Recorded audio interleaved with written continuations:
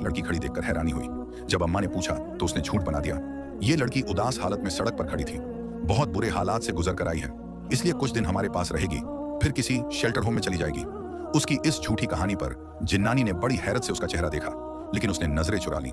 वो उसे कैसे बताता कि हमारे समाज में चाहे कोई लड़की हो या जिन्नानी, किसी नौजवान के साथ आधी रात को उसके घर आना अच्छा नहीं समझा जाता।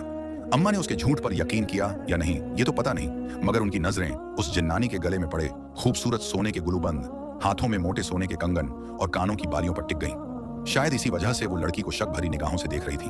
अब महापारा उसी के घर में रहने लगी। जब भी वो रिक्शा चलाकर घर लौटता तो वो खुशी से दरवाजा खोलती। फिर अम्मा और छोटी बहनों के सो जाने के बाद वो उसके साथ रिक्शे में बैठकर बाहर निकल आती। वो उसे हर उस जगह ले जाता जहां वो जाना चाहती थी। धीरे धीरे उसकी अम्मा और बहनों से भी उसकी अच्छी दोस्ती हो गई। फिर एक दिन जब वो घर आया तो अम्मा कहने लगी, देखो तो सही ये लड़की कितनी अच्छी है।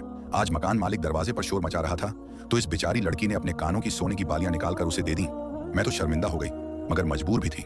उसकी अम्मा की इस बात ने उसे और भी हैरत में डाल दिया। वो सोचने लगा, ये जिन्नात के शहंशाह की बेटी है, उसके पास दौलत की कोई कमी नहीं, इन बालियों की उसकी नजरों में क्या हैसियत होगी। मगर अम्मा की अगली बात सुनकर वो उछल पड़ा। अम्मा ने कहा, तुम इस लड़की से शादी कर लो, लावारिस है, अच्छा है, इसे भी सहारा मिल जाएगा। उसने हाथ जोड़ लिए। खुदा के लिए अम्मा, ये बात उसके सामने मत कहिए। वो अम्मा को कैसे बताता कि वो जिन्नानी उसके पीछे पड़ी थी। ना जाने वो कितने दिन इस घर में रहने वाली थी। फिर एक रात उसका रिक्शा खराब हो गया।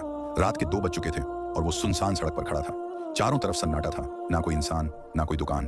उसकी गुर्बत उसे फिर से चुभने लगी। तभी दूर से 2 लंबे चौड़े आदमी आते दिखे।